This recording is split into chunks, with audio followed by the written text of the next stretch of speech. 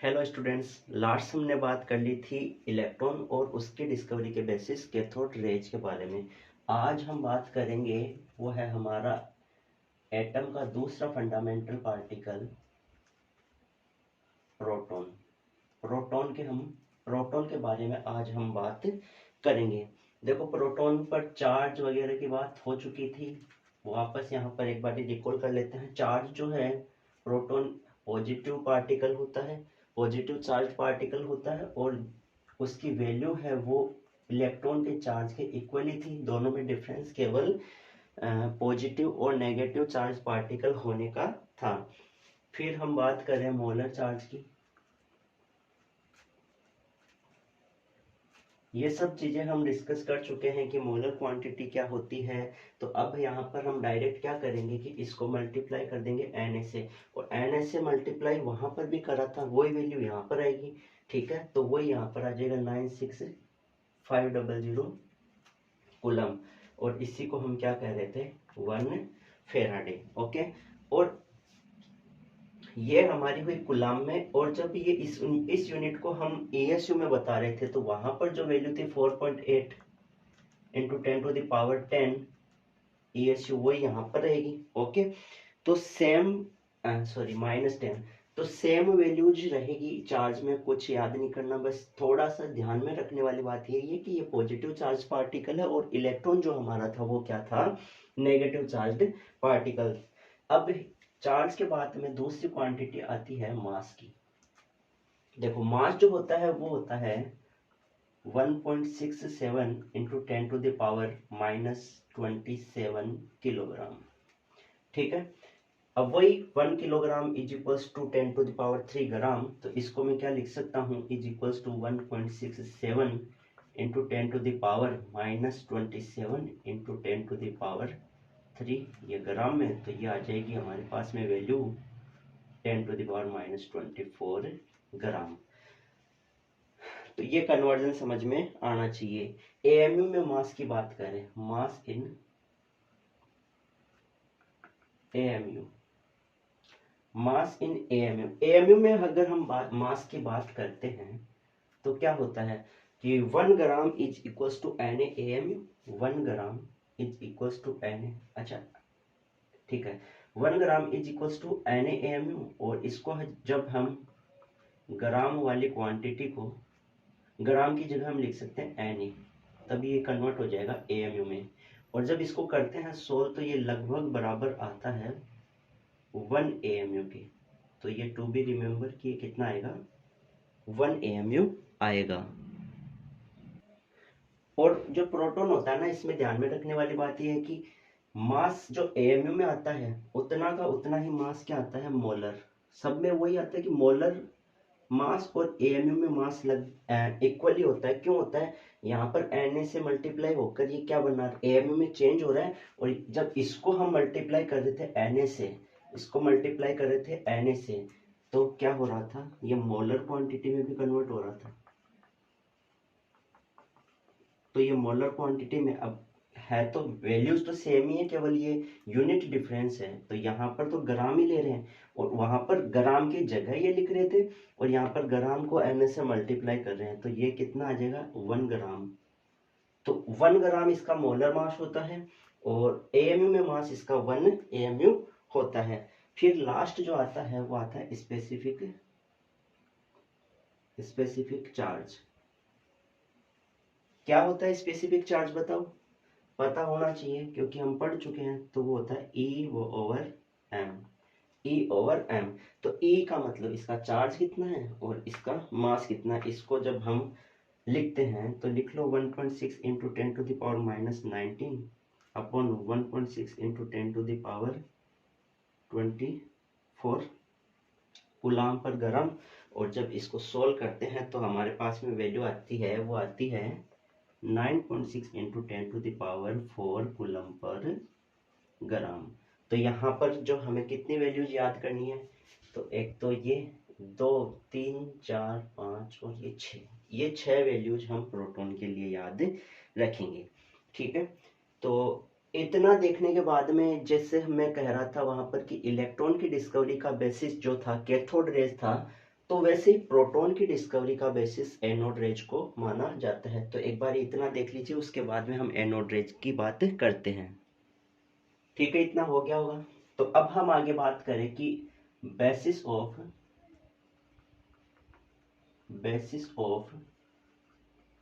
Discovery of proton, और वो क्या है? Anode rays. प्रोटॉन की डिस्कवरी का बेसिस क्या है? Anode rays. तो अब हम एनोड रेज को पढ़ेंगे। तो एनोड रेज हमारी हेडिंग है, एनोड रेज, ये हमारी हेडिंग है।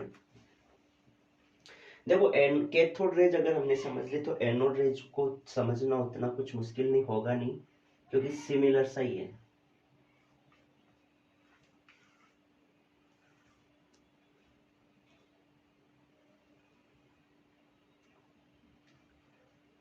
वही एक पॉजिटिव टर्मिनस, इधर नेगेटिव कर लेते हैं, उसी की तरह बना लेते हैं, और ये पॉजिटिव टर्मिनस क्या हो जाएगा? एनोड हो जाएगा, और ये कैथोड। तो वही कि जैसे वहां पर गैस के पार्टिकल आयोनाइज होकर यहाँ पर जैसे इलेक्ट्रॉन निकले थे, तो वो अपने पॉजिटिव चार्ज पार्टिकल इधर छोड़कर भी गए।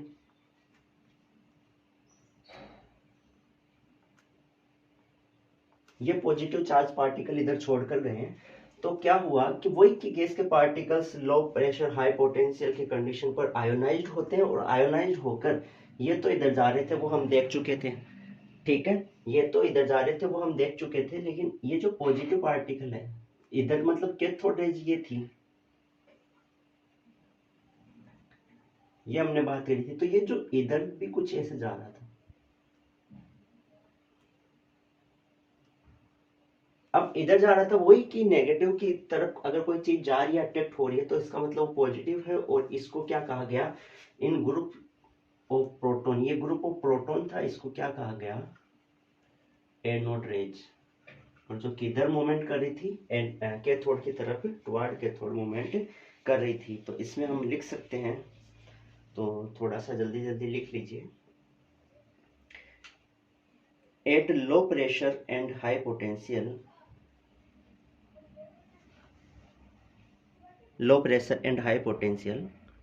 gas particles are ionized. तो कंडीशन वही सेम ही है, low pressure and high potential की ही कंडीशन है।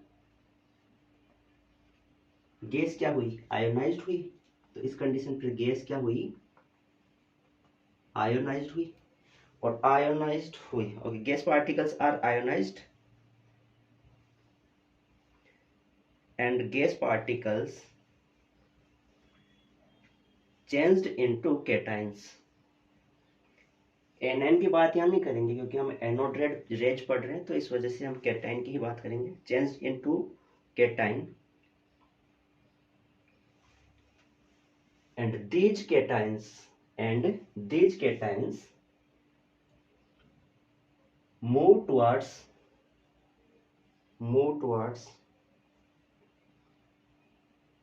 बताओ किधर? कैथोड की तरफ। तो move towards cathode,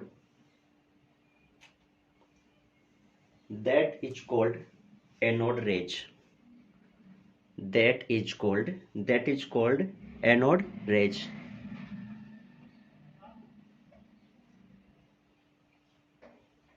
These are positively charged. Anode rays positive charge है, क्योंकि पॉजिटिव ही जा रहे हैं। These are positive charged and moves in straight line. जैसे ये भी सीधी लाइन में जा रही थी, वैसे ये भी सीधी लाइन में ही जा रही है। Moves in straight line. Next लिखो, वही affected by electric field and magnetic field. तो these are affected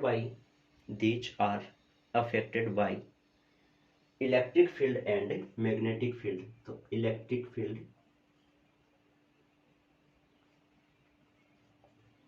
and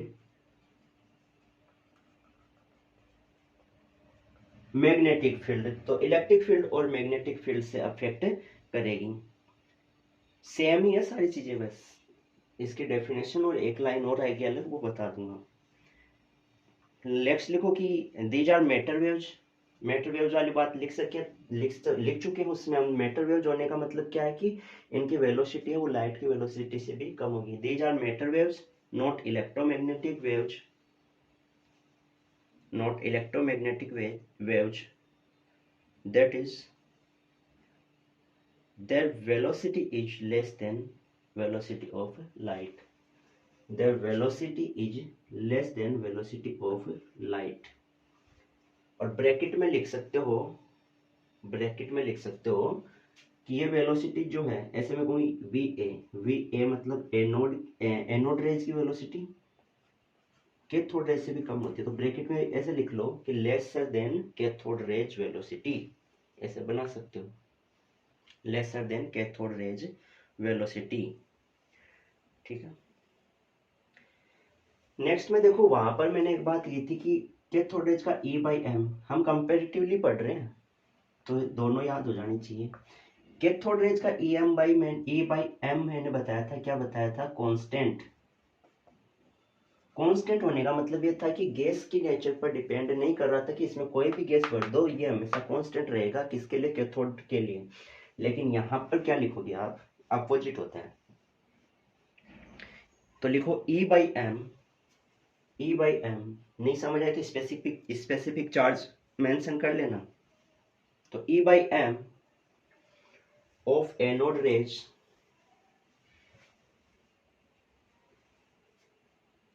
is variable, very करता रहता है, गैस पर डिपेंड करता है, मतलब वेरिएबल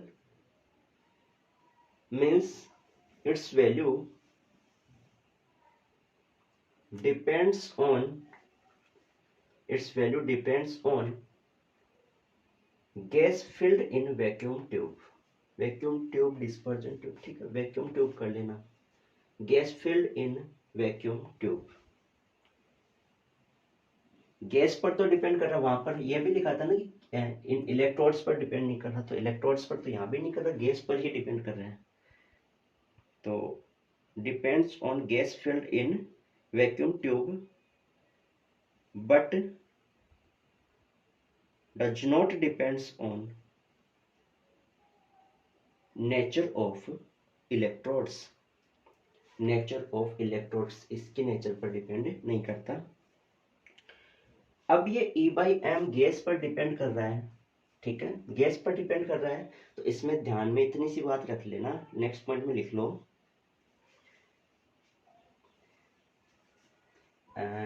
लिखो on filling hydrogen gas in vacuum tube, जब हम हाइड्रोजन गैस वैक्यूम ट्यूब में फिल करते हैं, on filling hydrogen gas in vacuum tube, ऐसे फिर लिख लेना E/m मैक्सिमम। हाइड्रोजन गैस अगर फिल कर देते हैं, गैस पर डिपेंड कर रहा है, और जब हाइड्रोजन गैस भरते हैं तो E/m इनके लिए मैक्सिमम मिलता है। ठीक है, तो ये ध्यान में होना चाहिए। ओके, इतना देखो, एक बारी फिर आगे चलते हैं। ठीक है, इतना हुआ। अब देखो एक थोड़ा सा हम इलेक्ट्रॉन का मास और प्रोटॉन का मास है उसका एक कंपैरिजन बताया जाता है, बता दिया भी होगा मैंने, नहीं बताया तो देख लेना, Me/mp। तो देखो इलेक्ट्रॉन जो है उसका मास 9.1 इंटू 10⁻⁻28 ग्राम, और इसका 1.67 इंटू 10⁻24 ग्राम। और इसको जब कैलकुलेट करते हैं ना तो वो आता है 1/1837। तो यहां से मैं क्या कर सकता हूँ कि इलेक्ट्रॉन का मास जो है वो प्रोटॉन के मास का 1837 पार्ट है। अब ये तो बहुत कम पार्ट हो गया इसका, समझ रहे हो ना कि भाई इलेक्ट्रॉन का मास कब आता है, जो प्रोटॉन के मास में हम 1837 से डिवाइड करते हैं। इसको कई जगह पे ऐसे भी लिख देते हैं, 40 भी लिखा जाता है कई जगहों पे। ठीक है, तो इस वजह से ना जब मास कैलकुलेट किया जाता है किसी भी चीज के लिए, तो इलेक्ट्रॉन का मास कई बार नेगलेक्ट भी कर दिया जाता है। क्यों कर दिया जाता है? तब वहां पर प्रोटॉन और न्यूट्रॉन इनका ही कंसिडर करते हैं, क्यों? क्योंकि ये तो इनके कंपेरेटिवली बहुत छोटा हो गया, ठीक है। तो ये यहाँ पर थोड़ा सा हमें ध्यान रखना है। अब एक मैं आपसे क्वेश्चन करूं, वैसे तो ये बाद में कर लेंगे अपन, क्योंकि यहाँ एक चीज और करेंगे उससे पहले हम लिख लेते हैं। नेक्स्ट हमारा प्रोटॉन यहाँ पर कंप्लीट हुआ, ठीक है। न्यूट्रॉन भी हम आज ही पढ़ लेते हैं। तो नेक्स्ट फंडामेंटल पार्टिकल लगा लो, न्यूट्रॉन। न्यूट्रॉन, अब न्यूट्रॉन क्या है? न्यूट्रल है। न्यूट्रल, न्यूट्रल का मतलब कब होता है न्यूट्रल? जब चार्ज कितना हो? जीरो। चार्ज जीरो होने का मतलब ही तो होता है न्यूट्रल, ठीक है। मास की हम बात कर चुके हैं, almost equals to mass of proton, ठीक है। और वास्तव में क्या होता है वो भी हम बात कर चुके हैं। न्यूट्रॉन का मास प्रोटॉन के मास से कुछ थोड़ा सा अधिक होता है।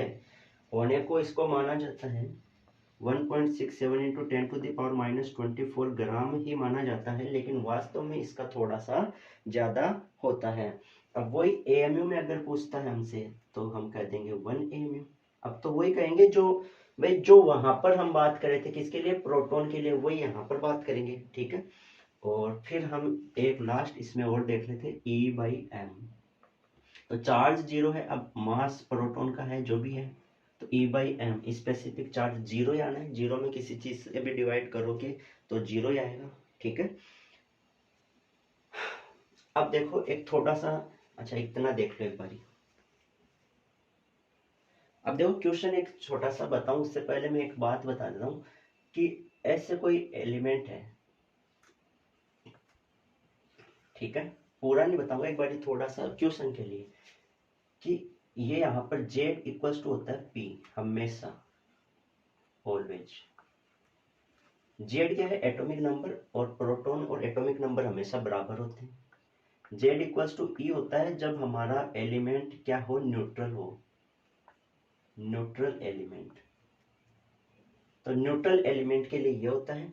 और न्यूट्रॉन कैसे कैलकुलेट किया जाता है? वो होता है A-Z, या कर सकते हैं A-P। ऐसे किया जाता है न्यूट्रॉन कैलकुलेट, ठीक है।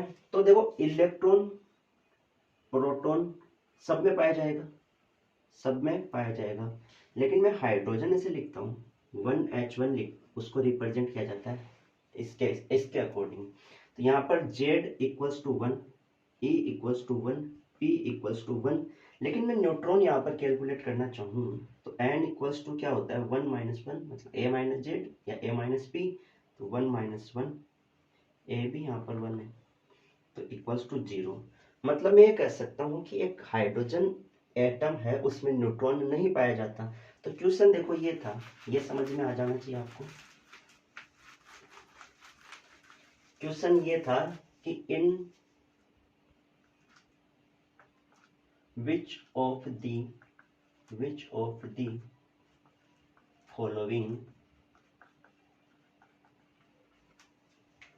following is not universal fundamental particle। Question ये था कि, और ऑप्शन दे रखे थे electron, proton, neutron, none of the above. Question है कि इनमें से कौन सा ऐसा पार्टिकल है जो यूनिवर्सल नहीं है। यूनिवर्सल नहीं होने का मतलब सभी में नहीं पाया जाता। तो हम इसमें ये कर देंगे और इसके नीचे लिख देंगे in hydrogen atom neutron is absent. Hydrogen atom में न्यूट्रॉन एब्सेंट होता है। ये हमारा क्वेश्चन हुआ, ठीक है। ये समझ में आया। और न्यूट्रॉन, उसके बाद में न्यूट्रॉन जो है ना मैक्सिमम अनस्टेबल पार्टिकल होता है, ठीक है। इन इलेक्ट्रॉन, प्रोटॉन एंड न्यूट्रॉन, फिर ऐसे एरो लगा के लिख लेना, न्यूट्रॉन इज मैक्सिमम अनस्टेबल।